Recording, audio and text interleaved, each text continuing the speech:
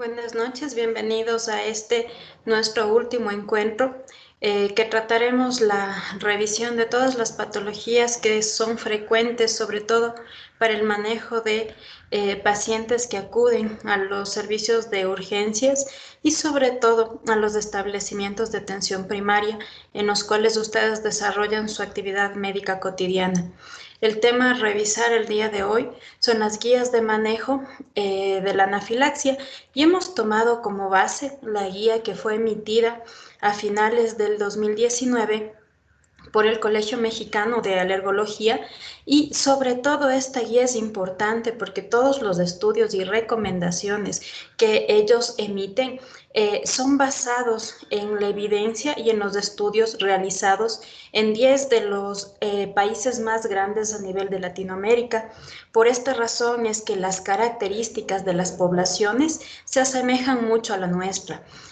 Por ello es que es una de las guías que se maneja en la actualidad, sobre todo en los protocolos institucionales en los que nosotros laboramos de forma diaria.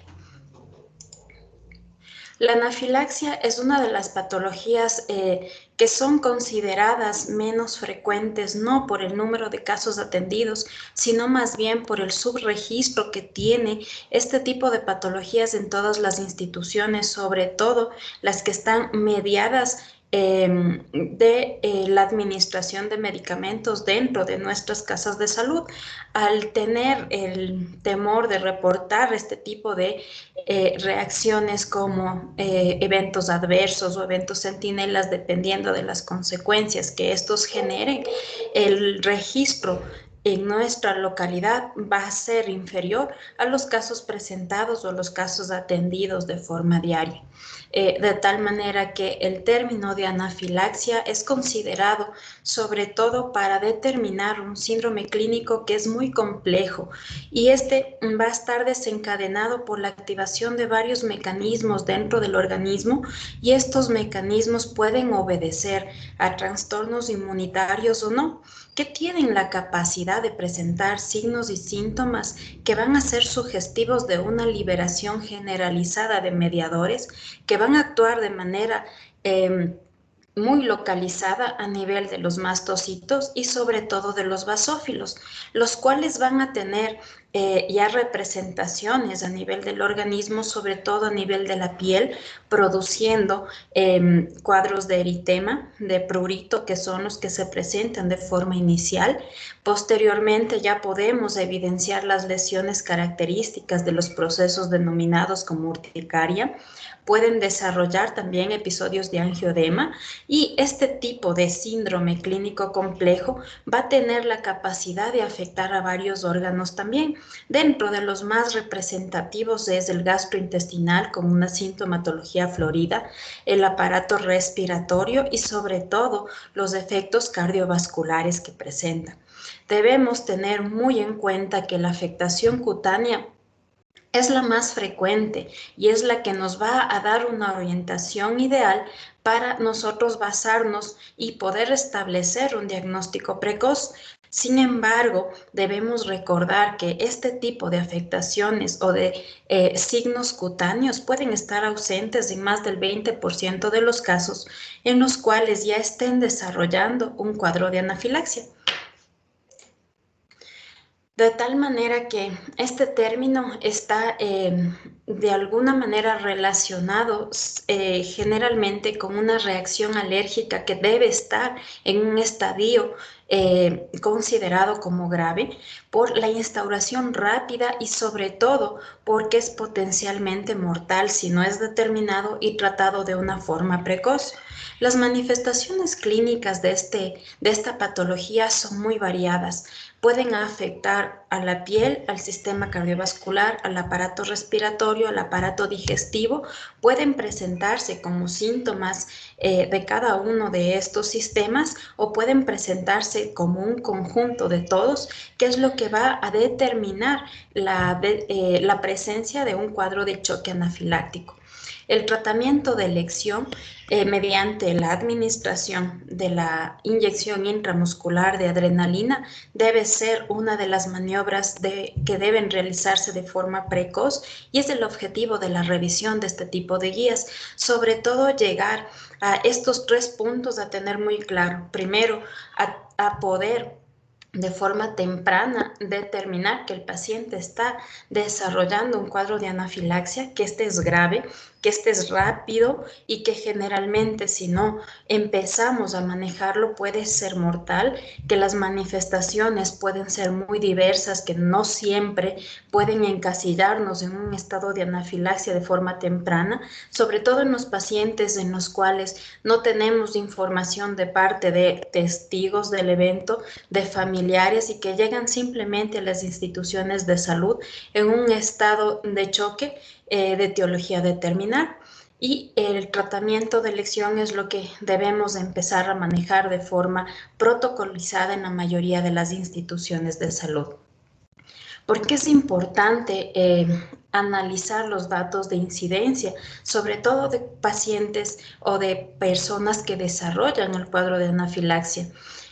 Los registros que tenemos a nivel de Latinoamérica son registros que no representan realmente las estadísticas que se atienden en las instituciones de salud, pero se estableció que durante la última década se atienden de forma general entre 1.5 y 7.9 casos por cada 100.000 personas, esto a nivel de cada año en los países europeos, y con una incidencia de 1.6 a 5.1 casos por cada 100.000 personas al año en Estados Unidos. Los estados de anafilaxia ya determinados como choque anafiláctico tienen una incidencia que varía entre 3.2 y 10 por cada 100.000 personas al año, y este tipo de cuadros pueden tener una mortalidad que puede llegar hasta 6.5%. Todas estas tasas de incidencia pueden variar, sobre todo por 4 variables muy importantes. La primera son las diferencias entre las poblaciones. Por eso es que esta guía, como fue desarrollada a nivel de los países de Latinoamérica, son las que tienen mayor semejanza a la población que nosotros tenemos acceso. La segunda variable son los tipos de instituciones de salud, sobre todo las instituciones de primer nivel, todos los recursos que tengan y sobre todo la capacidad de los profesionales de poder manejar este tipo de patologías. La tercera variable es tener toda la agilidad para el reconocimiento de este tipo de cuadros de forma temprana y poder establecer si estos pacientes tienen un riesgo alto de poder desarrollar en las siguientes horas un proceso de choque anafiláctico y poder referir de manera temprana este tipo de pacientes a una institución de mayor complejidad. Y la última variable que está influenciando sobre todo en los datos estadísticos son todos los problemas que incluyen los reportes de los casos, sobre todo relacionados a los subregistros institucionales. Los cuadros de anafilaxia van a tener varias causas. Dentro de las más importantes, estas se clasifican por los grupos etarios que van a afectar. La anafilaxia mediada por la ingesta de alimentos es más representativo, sobre todo en los niños, en los primeros años, mientras que los cuadros de anafilaxia que desarrollan secundario a la administración de medicamentos y sobre todo al sinergismo de estos en pacientes con polifarmacia se presentan en mayor frecuencia en la población adulta, siendo también los cuadros más representativos, los que están mediados por picaduras de himenópteros. Este término está relacionado sobre todo con insectos que tienen un metabolismo muy complejo y para poderlos identificar de manera rápida Este tipo de insectos tiene la característica de tener dos pares de alas. Las anteriores deben ser más grandes que las posteriores y los más representativos son las abejas, los avispones y las hormigas, que generalmente son los responsables de causar cuadros de anafilaxia que pueden llegar a un estado de choque anafiláctico y a la muerte del paciente. Dentro de las causas más importantes tenemos los medicamentos y los medios diagnósticos. Dentro de estos tienen un porcentaje muy representativo los medios de contraste. Este tipo de medicamentos administrados representan del 30 hasta el 62%. Los cuadros de anafilaxia que son secundarios a la ingesta de alimentos pueden presentarse entre el 22 al 34%. La picadura de insectos está entre el 6 y el 14%. Todos los factores físicos adicionales corresponden del 3 al 4% y otros elementos, sobre todo el látex, representa el 7% y tenemos del 3 al 21% las causas idiopáticas, que generalmente son determinadas ya en la revisión posterior cuando se ha establecido todo el protocolo de diagnóstico. Dentro de los grupos más importantes tenemos la anafilaxia por medicamentos y lo vamos a dividir sobre todo según las etapas o las poblaciones que están afectadas. En los adultos, este tipo de anafilaxia puede presentarse con la ingesta de frutas, de frutos secos, de mariscos y de pescado, mientras que en los niños, los alimentos que están relacionados a la anafilaxia está el huevo, la leche, los frutos secos, el pescado y los mariscos. ¿Cómo empieza el organismo a responder a este tipo de alimentos? Mediante un proceso denominado como la sensibilización, que generalmente va a actuar a nivel de la troponmiosina y de la proteína sarcoplasmática, la cual está unida directamente al calcio. Y esto nos va a llevar a una reactividad clínica, generalmente a los mariscos, y dentro de los más representativos se encuentra el camarón. Tenemos otro proceso también en la cual incluye la arginina, la quinasa, la hemocianina. En este proceso se va a desarrollar la producción de alergenos de reacción cruzada y de esta manera el paciente va a tener reacción al contacto con mariscos o con artrópodos, que son los mecanismos generalmente que nos llevan a desarrollar toda la sintomatología florida que vamos a revisar posteriormente. Mientras que la anafilaxia presentada secundaria a la ingesta de medicamentos, podemos establecerlos sobre todo 4 grupos importantes. Dentro de los más representativos desde el consumo de los AINES, los antibióticos beta-lactámicos en segundo lugar, los agentes antiinfecciosos no beta-lactámicos y los medios de contraste. La anafilaxia por medicamentos, se han recogido varios datos, sobre todo a nivel de Latinoamérica, y confirman todos ellos que los AINES y los antibióticos estuvieron implicados en aproximadamente el 80% de casos de anafilaxia. La mayoría de estas reacciones fueron tratadas y revertidas en los servicios de urgencia en los cuales prestaron atención inicial. La epinefrina se administró en el 27% de todos los casos, no porque no necesitaron todos, sino más bien por la falta de difusión del protocolo y sobre todo de la administración de este medicamento como de primera línea. Empezaron a desarrollar protocolos adicionales en los cuales en la primera opción terapéutica se encontraban los corticoides, los antihistamínicos, hasta esta revisión en la cual generalmente buscamos un consenso y establecieron que la epinefrina es la primera elección. La mayor frecuencia generalmente que permitió la administración de epinefrina fueron los pacientes que desarrollaron ya un cuadro de choque anafiláctico. La anafilaxia, que está mediada por medicamentos, sobre todo si obedecen a la administración o al consumo de AINES, representa entre el 48 y el 57% de los casos, y estos están desarrollados por la activación de reacciones inmunológicas y de hipersensibilidad cruzada. El grupo que corresponde a los antibióticos beta-lactámicos tienen la capacidad de presentar entre 1 y 5 casos de cada 10.000 pacientes, y estos representan el 75% de todos, sobre todo los episodios anafilácticos reportados. Las fluoroquinolonas son medicamentos que son los responsables de al menos el 9% de cuadros de anafilaxia de forma grave, mediada por consumo de antibióticos, siendo el moxifloxacino uno de los elementos más comunes o el principal dentro de este grupo, seguido por la administración de ciprofloxacina, que lo utilizamos de forma diaria. Los beta bloqueadores neuromusculares provocan reacciones alérgicas, pero sobre todo en el periodo perioperatorio, y los medios de radiocontraste van a ser los responsables hasta del 27% de todos los cuadros de anafilaxia que pueden llegar a la muerte. Tenemos el grupo de anafilaxia inducida por picadura de insectos, y aquí el veneno de la abeja, del avispón o de todos los insectos con las características que habíamos mencionado tienen la capacidad de identificar hasta 12 tipos de alergenos, que son la causa importante de desarrollar una reactividad cruzada entre distintos insectos.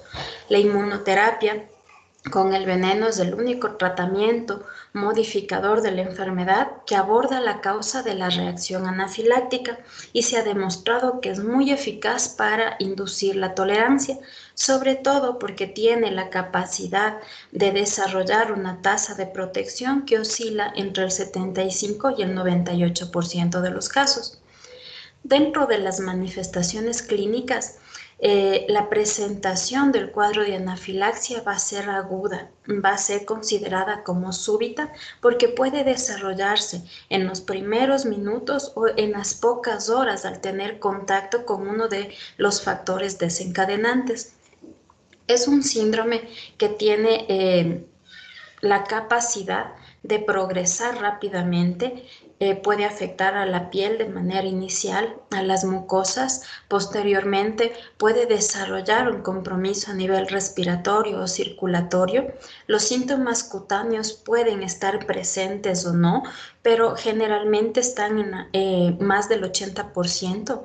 Dentro de las presentaciones menos típicas de este tipo de patologías, que cursan sin afectación cutánea hasta en el 20% de los pacientes, van a tener un dato muy importante, que van a tener hipotensión exclusiva inicial. Hay síntomas o signos de alta sospecha, como el prurito palmoplantar o genital, que es uno de los episodios más comunes a desarrollar. Este tipo de patologías también pueden estar desarrolladas con cofactores, y dentro de los más importantes se encuentran los episodios de ejercicio muy extenuante, procesos de fiebre, procesos de infección adicional, consumo de antiinflamatorios, consumo de alcohol, estado premenstrual y sobre todo el estrés emocional, que va a hacer que, a más de desarrollar toda la activación de los mecanismos inmunológicos o no dentro de nuestro organismo, el cuadro de severidad sea mayor. Dentro de las manifestaciones clínicas tenemos varios criterios para el diagnóstico de la anafilaxia, y dentro de ellos deben cumplir los siguientes. El primero es que este cuadro debe tener un inicio agudo, es decir, que se desarrolla en los primeros minutos o horas de un síndrome que afecta a la piel y mucosas, generalmente presentando episodios de urticaria generalizada, prurito, eritema, rubor o sofoco, edema a nivel de los labios, úvula o lengua, junto con al menos uno de los siguientes determinantes: que el paciente tenga un compromiso respiratorio, y esto puede deberse al desarrollo de episodios de disnea, sibilancia, estridor, disminución del flujo expiratorio, procesos de hipoxemia, o también el descenso de la presión arterial o síntomas asociados a disfunción orgánica, dentro de los cuales puede estar la hipotonía, el síncope o episodios de incontinencia. De tal manera que con estas consideraciones se puede establecer el diagnóstico de anafilaxia. podemos tener variantes también en los cuales, como segundo grupo, vamos a poder determinar que este paciente tenga un proceso de aparición rápida de 2 o más de los siguientes síntomas tras la exposición de un alérgeno potencial para este paciente. ¿Cuáles son estos tipos de alergenos?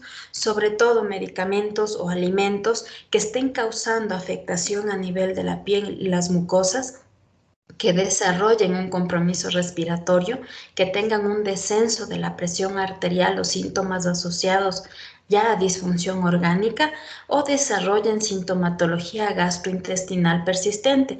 Y dentro de estos síntomas, lo más representativo es la presencia de un dolor abdominal que es de tipo cólico, generalmente es de gran intensidad, es continuo, acompañado de náusea y de vómito. Y tenemos también el tercer grupo, que puede desarrollar un descenso de la presión arterial en minutos o algunas horas tras la exposición al alérgeno, sin desarrollar ningún compromiso adicional, ya sea respiratorio o gastrointestinal. De tal manera que todas estas variantes de presentación en las manifestaciones clínicas es lo que les va a llevar a determinar de forma temprana un diagnóstico real y sobre todo un manejo precoz. Para la evaluación de la gravedad de este tipo de patología se puede establecer los cuadros de anafilaxia de forma grave o cuadros de anafilaxia moderado. Para poder determinar que nuestro paciente está frente a un proceso de anafilaxia grave, esta debe presentar cianosis, la saturación de oxígeno debe estar menor a 92% en adultos y menor a 95% en niños. Debe acompañarse de procesos de hipotensión, de confusión, de hipotonía, de pérdida de la conciencia o de procesos de incontinencia de esfínteres, de tal manera que en este contexto podemos establecer que nuestro paciente está desarrollando un cuadro de anafilaxia grave. La anafilaxia moderada, más bien, es un cuadro en el cual los signos o síntomas lo que sugieren es una afectación respiratoria, cardiovascular o gastrointestinal, y el paciente va a ir desarrollando episodios o procesos de disnea, estridor, sibilancias, náusea, le va a llevar al vómito, puede presentar mareo, sudoración, opresión torácica, sensación de que la garganta está ocupada y dolor abdominal. Todas las manifestaciones cutáneas, sobre todo el eritema, la urticaria, el angioedema, no se consideran criterios de gravedad porque van a ser criterios iniciales que pueden presentarse desde las formas leves hasta los procesos de anafilaxia grave. ¿Cuáles son los criterios diagnósticos principales? Generalmente este cuadro debe tener un comienzo brusco y rápido con una progresión de los síntomas acelerado. Va a presentar episodios de dificultad respiratoria, ya sea a nivel alto o bajo, o problemas a nivel circulatorio. Puede presentar desorientación o inquietud o gran malestar y sensación de mareo continuo, concomitancia con signos a nivel de la piel y de las mucosas como el eritema, el plurito, el edema y las máculas. Todos estos tipos de manifestaciones son los que se consideran como criterios diagnósticos principales. Los cuadros de anafilaxia deben estar muy bien diferenciados de otro tipo de patologías que puedan inicialmente confundir. Dentro de ellas tenemos los procesos de choque en los cuales la causa no está bien establecida, que generalmente lo que vamos a buscar son procesos infecciosos para determinar que obedezcan a una etiología séptica, que de pronto estén ligados a falla en la estructura cardíaca que determine un choque cardiogénico, o sobre todo a pérdidas importantes de volemia, ya sea por cualquiera de los mecanismos que nos deben a desarrollar un cuadro de choque hipovolémico. descartadas todas estas opciones, lo que vamos a tratar de enfocar es si nuestro paciente está desarrollando un proceso de urticaria, si esta es idiopática, ya que no está ligado ni a ingesta de alimentos, ni a picadura de insectos, ni a consumo de medicamentos.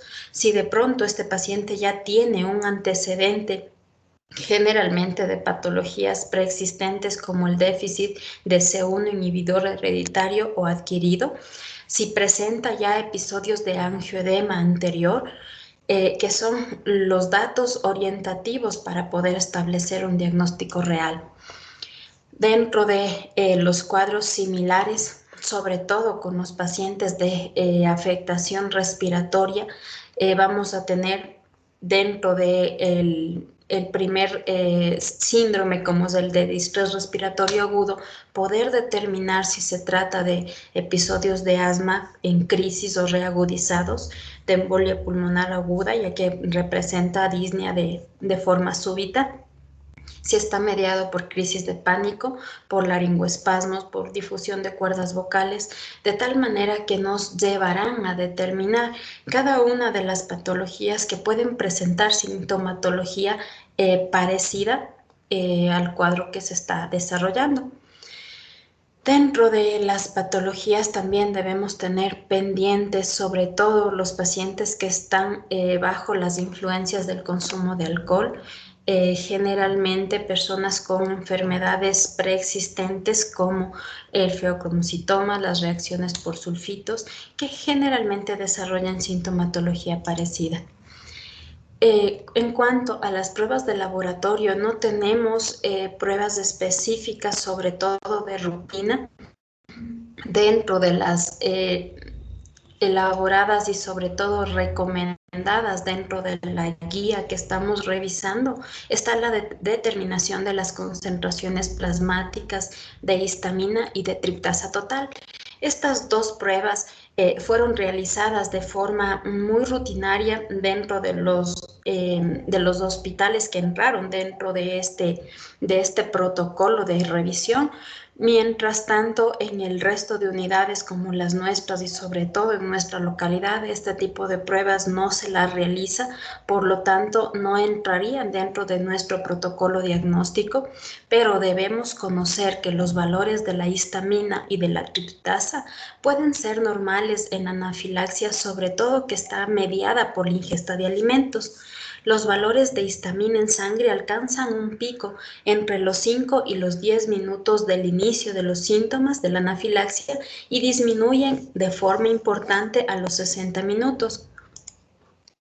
Mientras que la determinación de la triptasa sérica puede elevarse en muestras obtenidas entre los 15 primeros minutos hasta los 180 minutos después de iniciados los síntomas, se aconseja siempre la extracción de un mínimo de 3 muestras, la primera tras la instauración del tratamiento, la segunda muestra 2 horas desde el comienzo de la crisis y la tercera a partir de las 24 horas, de tal manera que se va haciendo una línea basal en la cual debemos ir viendo la determinación y el comportamiento de la curva.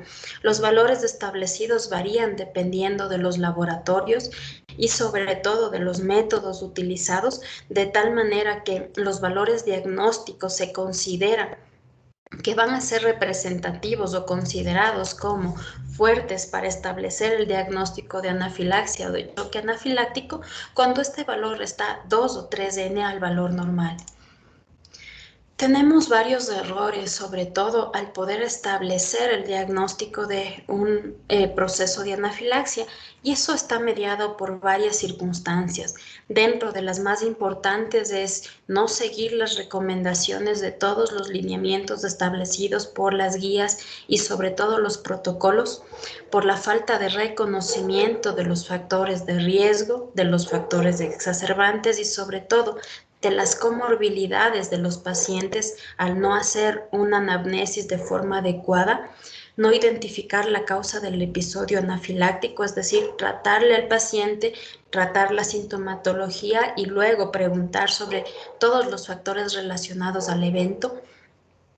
El retardo en formular el diagnóstico, sobre todo si un cuadro de anafilaxia no es detectado de forma temprana, este puede llevar a una mortalidad alta. La falta de evaluación y de la gravedad de la crisis. Todo paciente que ya esté desarrollando un proceso de anafilaxia por cualquiera de los factores mencionados es un paciente que requiere una vigilancia médica estricta. Así inicialmente este paciente se considere como estable, viene un tiempo que debe permanecer bajo estricta monitorización. Posterior a este tiempo de vigilancia, puede permanecer en observación con cuidados generales y posteriormente, dado el alta, con medicamentos y sobre todo con todas las medidas e indicaciones de signos de alarma para el domicilio. Por la ausencia de un plan de diagnóstico y tratamiento a nivel institucional, sobre todo de las unidades de atención primaria, por no solicitar ayuda, los pacientes con anafilaxia no solo requieren la valoración y el soporte por un médico, necesita ya la actuación de un equipo multidisciplinario, sobre todo si el proceso está desarrollándose como choque anafiláctico, este paciente va a requerir soporte avanzado.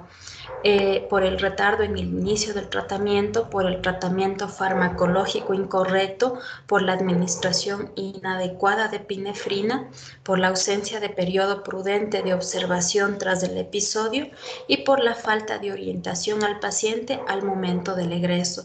Todas estas situaciones que han ocurrido de forma diaria en todas las instituciones a cualquier nivel en el que se encuentren, son todas las medidas que nos han llevado a tener errores comunes primero para el diagnóstico y luego para el tratamiento de pacientes que desarrollen procesos de anafilaxia. ¿Cuál es el material y sobre todo los medicamentos necesarios para poder darle un soporte adecuado y un tratamiento correcto a nuestros pacientes? Primero, contar con un pulsosímetro, un tensiómetro, si no contamos con un monitor, el torniquete, la jeringuilla, agujas que pueden utilizarse para administración intravenosa o intramuscular, la adrenalina que debemos mantener en cualquier nivel de atención en todas las unidades de salud, el oxígeno suplementario, el material para administrar líquidos intravenosos, el set de intubación, los antihistamínicos intravenosos, corticoides intravenosos, vasopresores, el glucagón dependiendo de en qué nivel de atención se encuentren, el desfibrilador y sobre todo los beta-2 adrenérgicos inhalados. Todo este tipo de medicamentos y de insumos deben estar en el coche de todas las instituciones, por más simples o por más primer nivel en la que se encuentren, porque algún rato se van a tener que enfrentar a pacientes con cuadros de anafilaxia que de alguna manera deben requerir el soporte necesario hasta llegar a una institución de mayor complejidad. Dentro de los medicamentos que se utiliza de primera línea es la adrenalina, y este es un fármaco que es eficaz para el tratamiento de la anafilaxia, tiene la capacidad de prevenir y de revertir el broncoespasmo y sobre todo el colapso cardiovascular que este tipo de pacientes presenta. Debe administrarse en forma inmediata, ya que mejora la supervivencia, presenta un inicio de acción rápida y tiene una vida media corta con un estrecho margen terapéutico tóxico. La adrenalina es la primera elección. Dentro de las vías de administración, sabemos que la vía intramuscular es la de elección para administrar la adrenalina en el tratamiento inicial de la anafilaxia en cualquier situación.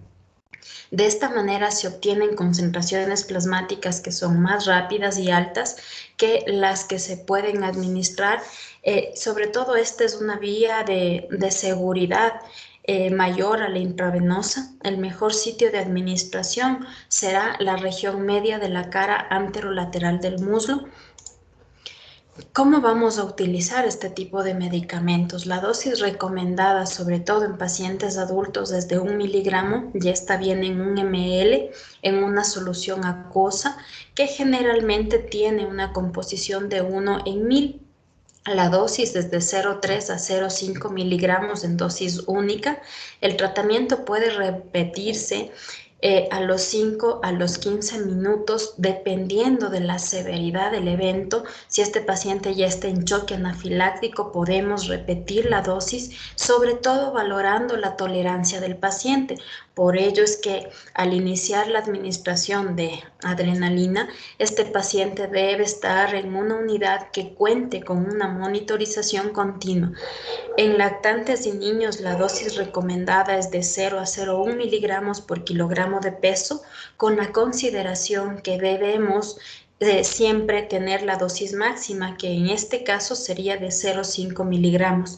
Y esta puede repetirse igual cada 5 o cada 15 minutos si es el caso y se lograra necesitar. Esta tablita es la que les va a servir en la mayoría de unidades, es la dosificación de los fármacos, sobre todo de la adrenalina. Como ustedes ven, tiene la presentación de adrenalina intramuscular. No olvidar que se le va a colocar en la cara lateral del muslo, que podemos repetirla cada 5 o cada 15 minutos, dependiendo de la severidad del cuadro. La dosis en adultos es de 0,3 a 0,5 miligramos y la dosis en niños de 0,01 miligramos por kilogramo. Va a estar acompañado de la administración de líquidos. Los cristaloides es la primera opción. Como ustedes saben, en adultos podemos administrar entre 1 y 2 litros en la primera hora y en los niños en una cantidad de 20 ml por kilo de peso. Generalmente esto irá mediado de cada uno de los casos y sus peculiaridades. Si a la administración inicial de adrenalina, ya sea en la dosis inicial o en la dosis subsecuente, y el paciente tiene todavía un proceso refractario, necesitamos tener una infusión intravenosa de adrenalina y eso se va a lograr diluyendo 1 miligramo de adrenalina en 100 ml de solución salina y la dosis va a ser de 0,01 miligramos por ml.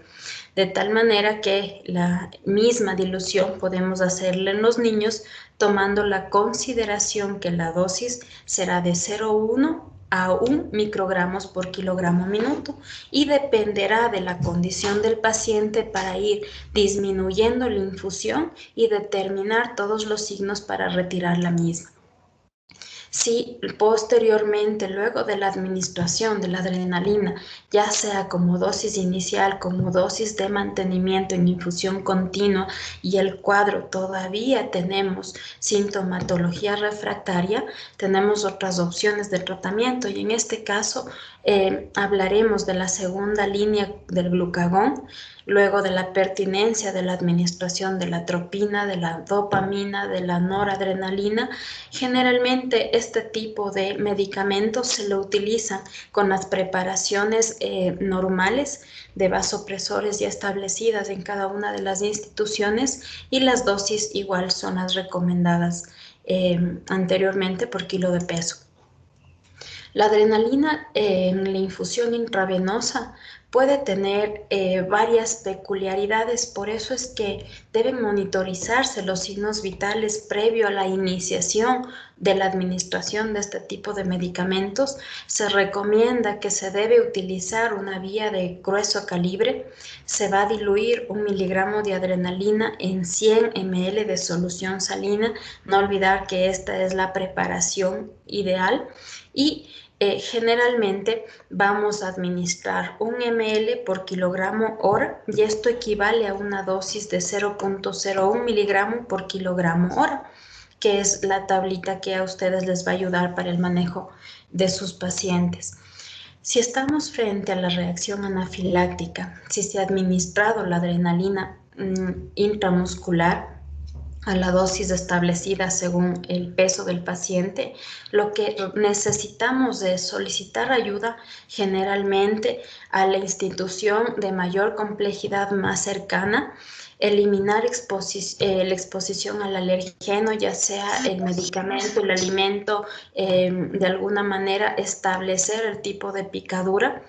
adoptar una posición de Trendelenburg, que esta es la que de alguna forma está aumentando el retorno venoso y nos ayudará a la compensación hemodinámica.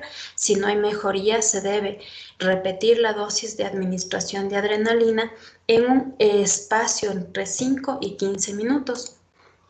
Los efectos terapéuticos de la adrenalina son varios. Entre los más importantes tenemos los efectos de los agonistas sobre los receptores alfa-1 adrenérgicos, que lo que van a buscar es aumentar la vasoconstricción y la resistencia vascular periférica. Tiene también un efecto agonista sobre los receptores beta-1 adrenérgicos, en los cuales lo más representativo va a ser el efecto inotrópico y cronotrópico positivo.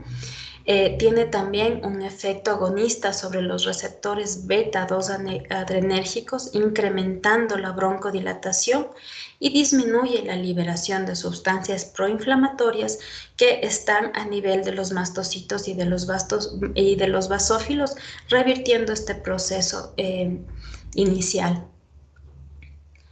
Los efectos adversos de la adrenalina también debemos tener en cuenta dentro de los frecuentes y transitorios que pueden aparecer al administrar la dosis de adrenalina de forma terapéutica. Se han reportado episodios de mucha ansiedad, mareo continuo, sensación de miedo, cefalea que generalmente es de gran intensidad de tipo pulsátil o holocraniana, episodios de palpitaciones, de palidez, sobre todo en las partes distales, y de temblor fino en las extremidades superiores. Dentro de los efectos adversos de la administración de adrenalina considerados como raros, más frecuentes sobre todo en sobredosis, cuando de alguna manera los fármacos también están mediados por otro tipo de comorbilidades asociadas. Se encuentran las arritmias ventriculares, procesos de isquemia miocárdica, edema pulmonar, crisis hipertensiva y hemorragia intracraneal, de tal manera que estas son las situaciones que debemos tener en cuenta al empezar a manejar este tipo de protocolos de tratamiento. La dosis inicial de la adrenalina podemos iniciar con 0,5 a 1 ml por kilo de peso hora. En función de la gravedad del paciente, se va a poder modificar la dosis según la respuesta, con el objetivo de utilizar la dosis mínima efectiva. Debemos estar pendiente de la aparición de taquicardia, temblor, palidez, contención arterial normal, o de pronto si esta comienza a aumentar es un signo de toxicidad y ahí debemos reducir o suspender la infusión. La dosis máxima recomendada es de 6 ml por kilogramo hora. Y para cesar la infusión de la adrenalina, el cese debe ser lo más pronto posible, sobre todo para evitar el periodo de toxicidad. Cuando se resuelva la reacción, se debe disminuir la dosis a la mitad y observar la respuesta. A los 60 minutos de la resolución, vamos a disminuir progresivamente hasta suspender la infusión y observar la aparición de recurrencias. Los broncodilatadores están dentro de las líneas de tratamiento. Este tipo de medicamentos, al ser beta-adrenérgicos, se deben utilizar siempre que el paciente presente cuadros de broncoespasmo durante el periodo de anafilaxia inicial. Inicialmente se utiliza el salbutamol y podemos utilizarlo de forma inhalada, 4 a 6 inhalaciones cada 10 minutos si estamos utilizando la cámara cerrada, o en nebulizaciones con una preparación entre 2.5 y 5 miligramos, y estos van a estar diluidos en 3 ml de solución salina. Y este tipo de nebulizaciones podemos repetirle a los 30 minutos o a los 60 minutos. La administración por vía intravenosa va a estar mediada sobre todo de que las nebulizaciones estén contraindicadas o no se puedan realizar. Generalmente, esta presentación del fármaco de forma intravenosa no todos o subcutánea no todos lo disponen, por eso es que la inhalatoria es la primera elección y la asociación sobre todo del salbutamol con el bromuro dipratropio puede ser útil en pacientes con broncoespasmo y que este sea ya refractario. El glucagón es un medicamento en el cual los pacientes que reciben betabloqueantes pueden presentar resistencia a la adrenalina con hipotensión refractaria y bradicardia prolongada. En estos casos, el glucagón está indicado debido a que su acción, sobre todo inotrópica y cronotrópica, es la que va a empezar a desarrollarse. Su uso en pacientes, sobre todo cardiópatas, en quienes la utilización de adrenalina pueda llevar a alto riesgo, es la primera elección. Debe administrarse en una dosis de 1 a 2 miligramos, máximo dosis de 5 miligramos en adultos y en niños, 20 a 30 miligramos por kilogramo de peso por vía intravenosa o intramuscular, y esta puede repetirse en 5 minutos o ser seguida por una infusión a un ritmo de 15 miligramos minuto. Es una opción si disponen de este tipo de medicamentos en sus unidades de salud. La atropina está indicada sobre todo si el paciente presenta bradicardia y esta es prolongada. Se va a seguir el algoritmo establecido por el ACLS de administración de atropina. Está vigente el 1 miligramo y que este puede repetirse hasta alcanzar los 3 miligramos. Se puede utilizar la dosis de 0,5 también. La dosis de niños, sobre todo, es de 0,02 miligramos por kilogramo. En pacientes con hipotensión resistente a pesar de la administración de adrenalina a la reposición de volumen, está indicada la infusión de vasopresores y en este caso el indicado será la dopamina. Y resumiendo todo el algoritmo de actuación, tenemos esta gráfica en la cual al recibir un paciente con una reacción anafiláctica, lo primero que vamos a hacer es llevarle a un sitio adecuado, de mayor complejidad dentro de su unidad de salud, donde contemos con algún soporte o algún medio de monitorización. El paciente debe ubicarse en una posición de decúbito supino, tratar de mantenerle en una posición de Trendelenburg para mejorar el retorno venoso. Valorar primero la permeabilidad de la vía aérea, de la respiración y del estado circulatorio, es decir, valorarle al paciente como un paciente en estado crítico siguiendo la mnemotecnia del ABCD. Determinar el diagnóstico inicial, administrar la adrenalina intramuscular a la dosis adecuada. Al realizar todo este proceso, vamos a estabilizar la vía aérea, a determinar la necesidad de el suplemento de oxígeno por cualquiera de los dispositivos que pueden ser de bajo o de alto flujo. Se debe empezar la reanimación de fluidos. La monitorización continua es lo que nos irá guiando sobre los procesos y los objetivos de la reanimación. Si todo esto ya fue valorado y el paciente presenta un deterioro importante en su estado respiratorio, se considerará la intubación temprana, el soporte ventilatorio definitivo y iniciar un soporte vital avanzado. Mientras que si con todas estas maniobras de valoración inicial el paciente de alguna manera se ha estabilizado, necesitamos ya desarrollar un algoritmo de actuación en el cual vamos a administrar el salbutamol, sobre todo en nebulizaciones, si hay broncoespasmo, la administración de corticoides, y dentro de estos los recomendados es la hidrocortisona y la metilprednisolona de forma intravenosa. Si el paciente mejora posterior a la administración de medicamentos, vamos a observarle entre 6 y 8 horas dentro de la unidad que cuente con un monitoreo continuo, considerar la prescripción del autoinyector de adrenalina para los eventos posteriores. anteriores, el corticoide y los antihistamínicos se deben enviar o mantener por 3 días posteriores al evento, evitar el alergeno y sobre todo este paciente debe ser seguido por consulta externa por un alergólogo cuando ya esté determinado que sea tributario del alta hospitalaria.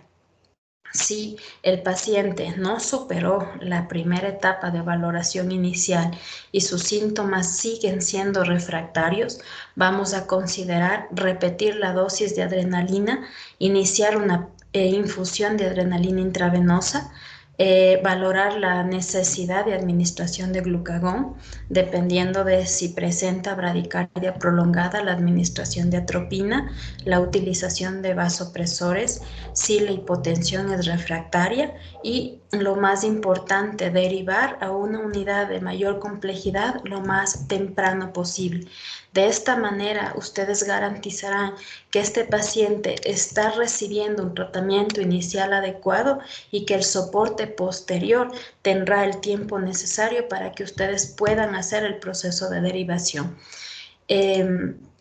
Hasta aquí, de una forma muy sistemática, se ha tratado de resumir todo lo que ustedes van a encontrar de información, sobre todo en la guía que es la que está subida en su portal, para que ustedes puedan tener todos los algoritmos, sobre todo, y puedan no sé si de pronto les ayude las tablas de dosis de medicamentos y puedan utilizarlas en sus actividades diarias, en sus instituciones de salud. Es lo que se ha preparado para el día de hoy. Es la última revisión que teníamos pendiente dentro de este proceso de capacitación continua. Por mi parte, les quedo muy agradecida a cada uno de ustedes por la constancia, por la dedicación y sobre todo por ese interés de superarse, de conocer cada vez más temas sobre la medicina, que sabemos que es muy amplio, garantizando que sus conocimientos irán ampliándose de manera satisfactoria y que el único beneficiario de todo esto será cada uno de los pacientes atendidos. Realmente es muy gratificante saber que como profesionales, sobre todo de atención primaria, van a tener el interés de revisar los protocolos que se utilizan generalmente en hospitales de segundo y tercer nivel y poder hablar un mismo idioma, poder hacer que este tipo de guías y de protocolos sean difundidos de manera nacional y que en un futuro, creo que no tan lejano, nuestra salud a nivel de nuestro país pueda mejorar. Es lo que tenía para compartir con ustedes el día de hoy. Si ustedes tienen preguntas, es hora de hacerlas.